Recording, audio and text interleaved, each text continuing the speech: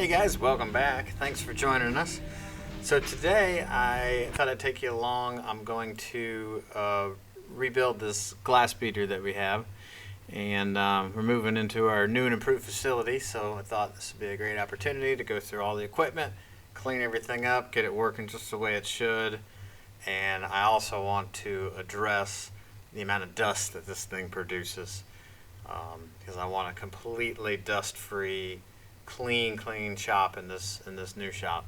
So I'm gonna start by cleaning it all up, getting it repainted, and we're gonna do new glass, we're gonna do new hoses, just go through it from top to bottom, LED lights, make sure everything works like it should, and then we're gonna play with some different media to try to get a dust-free solution for the new shop. Thanks for watching.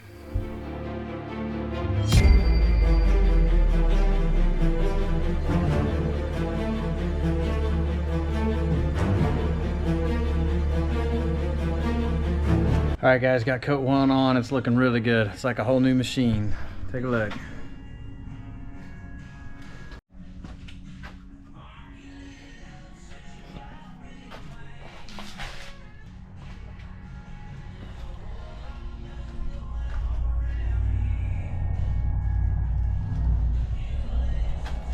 All right, so I'm gonna put one more coat on and I think we're gonna be pretty good. And then we're gonna work on replacing all the hoses and lines, new glass, new gloves, switch to LED lights, and test out probably some different grit abrasives. All right, if anyone wants to know the paint I'm using, it's the Rust-Oleum Gloss Almond is the color. All right, day two, let's get a second coat on.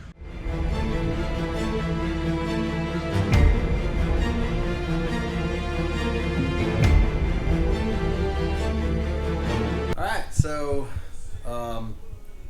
everything's painted. I went ahead and painted this rail and the knobs and the foot part and the valves black just to give it some contrast. And on the foot part I figured it'd be better to be black because there's no way it would stay clean being this off-white. I put a new glass in, which I unboxed it, and it does have a crack. I bought this a couple years ago, and no chance of returning it now, but that's all right. I don't think it'll cause any damage. It'll work for now. I'll get another one ordered. I've got, oh, that's nice on my new paint. I've got LED lights put in. I've got the new gasket to put in. And we've got to fix the grate before it goes back in and run new hoses up through. So let's get to that. All right, we're going to put a quick connect on this end. This hose will be a blow-off hose. I think that's what this other hose was. It was just capped off in there. Blow your parts off in there. So, figure out which one of these I use. Middle.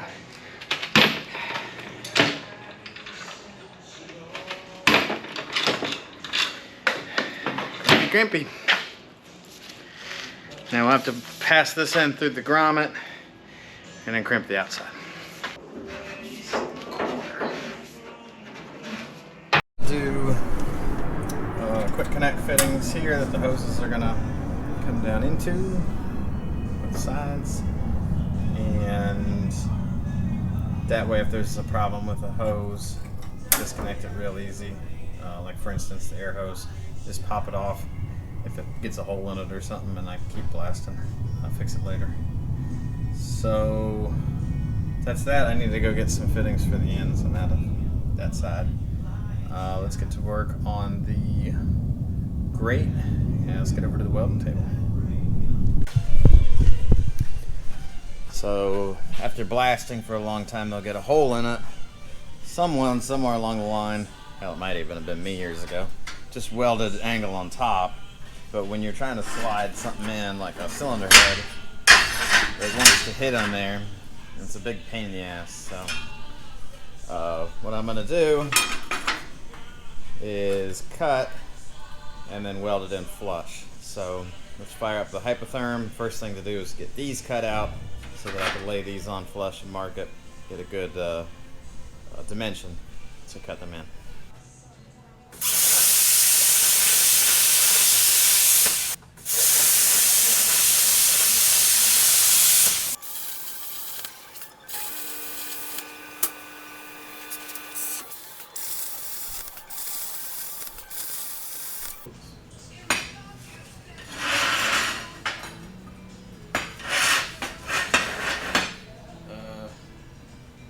Whoops.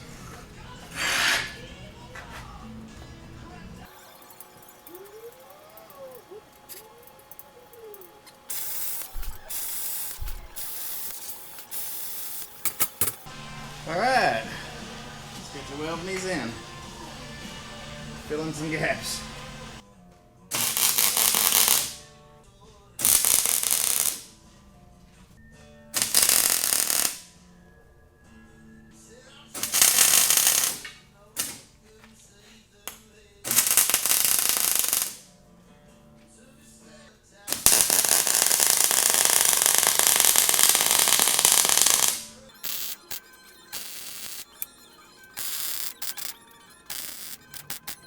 So what I'm doing now, I'm just going to weld downhill to seal the gap, and then I'm going to flip this over and do a proper weld on the inside for structure.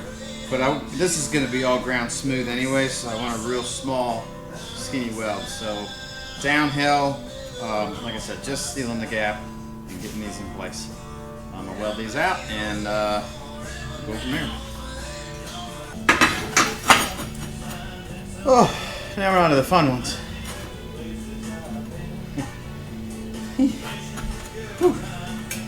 That's a big gap. Well, this is not going to be fun. Damn it, Kyle.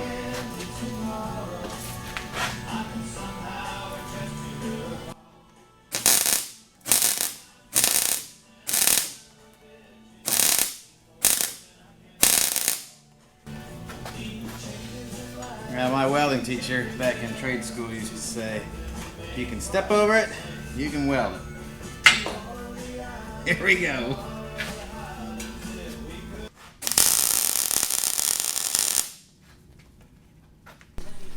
Alright, so got them all welded out. I decided not to grind out all the welds because nothing slides in here. Doesn't make any sense. I'm just going to do the top so the things slide nice and neat across and call it good.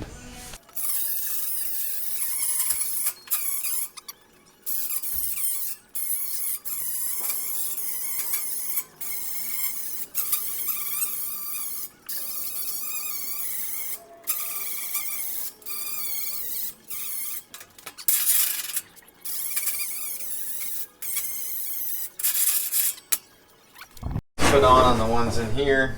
I cut the old one off, the old hose, and just crimped it on there. And we've got them run through. Before I put the grates back in, I do want to put this back hose through.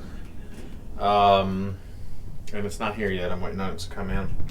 So while we wait, we can do the seals and the door, and I can get the ends put on out here. I have ends. I bought these off of Amazon, and they didn't fit in the hose or in the coupler, which was cute. So I chucked them up in the lathe. I had to cut about 20 thousandths off them, and they're a good fit now. So I'm gonna get these put on the ends of the hoses, and we should be all hooked up out here, and get the door seals done. All right, here we are. We've got it all in. Turned out real nice.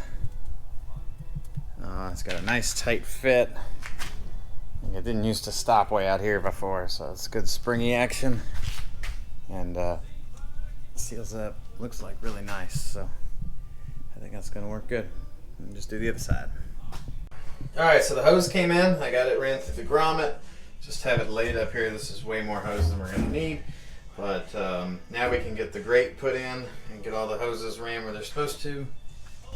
Just to show you the back side of it. I just have it run up, try to do it nice and smooth so there's no kinks, and then this just holds the hose in place, and then I've got it set about halfway. The farther out, the more air it'll draw and the less material it'll draw, blasting material, medium. So more in would be more media, more out. So we're starting halfway and we'll adjust from there.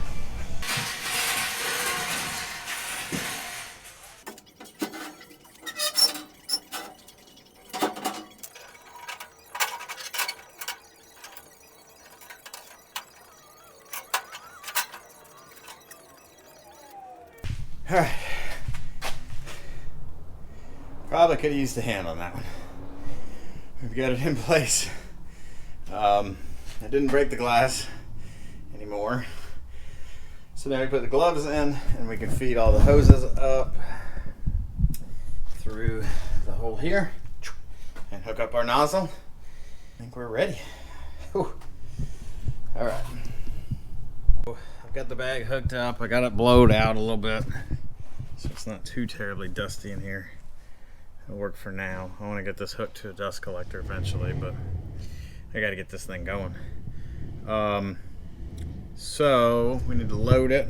Load back through here, and I want to hook air to it. So I've got it run through pressure regulator. We're going to use this right here, this, and we're going to hard line it in so that we're running a hard line, 3/8 hard line right in, and should allow a little more airflow into the machine. Let's get that hooked up. All right, I got the LEDs going. Got everything in there. It's looking good. We got it hard lined in. Let's fill it up.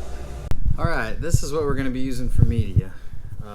So it's a stainless steel shot, 50 to 140 mesh size. I got 10 pounds of it. This stuff's really expensive. I've never used it before, but it's supposed to outlast glass beads 1,000 to 1. We'll see how it works. And the big thing for me is dust. I just really want to keep the dust down. So I'm gonna try it, and if it works, I'll order more. The machine should hold about 25 pounds of this, so let's get it loaded in and see how it works. All right, it's taking a little adjusting, but I think I got it pretty good. Probably still need to tweak it a little bit more, but I got to hit it here. Let's see how it works. Definitely low dust.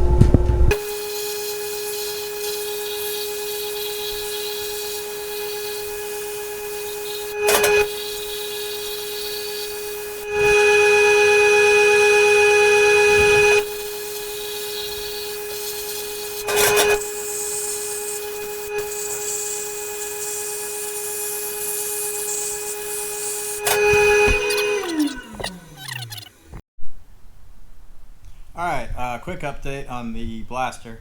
So I messed with pressures and nozzles and all this stuff. I found a little smaller nozzle, really helped, and then I increased the pressure on the regulator. I'm at 110 psi.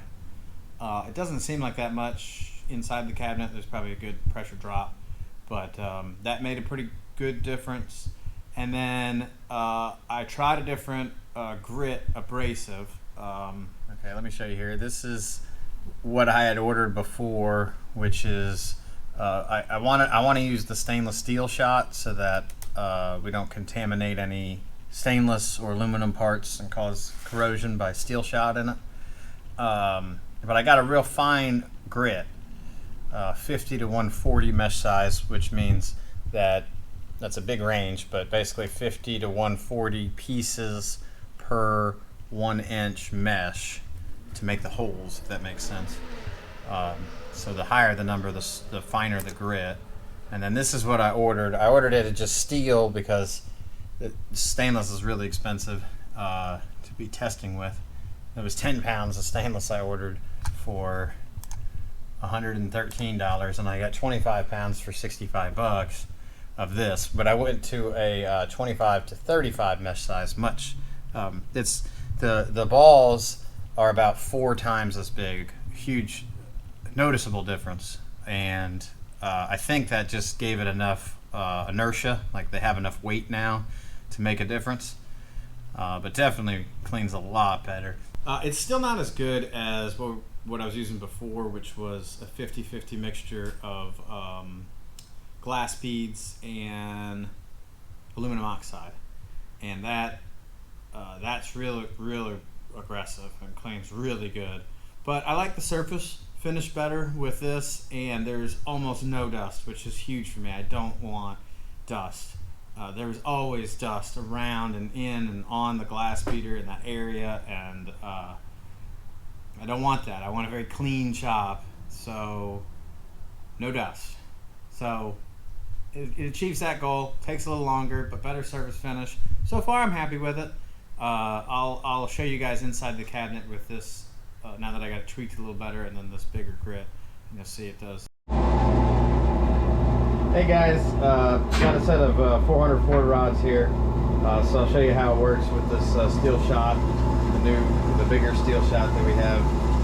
I got to get all the rust blasted off these so we can resize them. Yeah, I'll show you how it works here.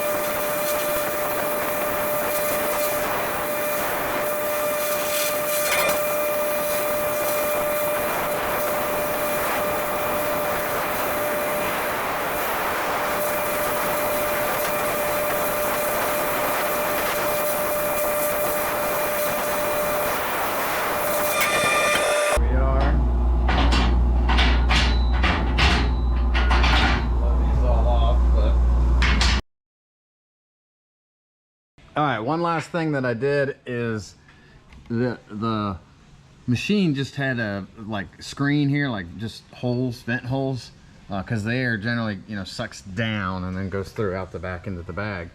But with the shots, they bounce, so they were coming out and they're landing around the machine and in my hair and all that. So I 3D printed this filter housing. Seems to be working pretty well. Just got some 2-inch thick air filter and put some magnets in it. So just get it right, sticks right on there, and that seems to keep the shot from bouncing out and getting in my hair and all around here. All right guys, well that's the video.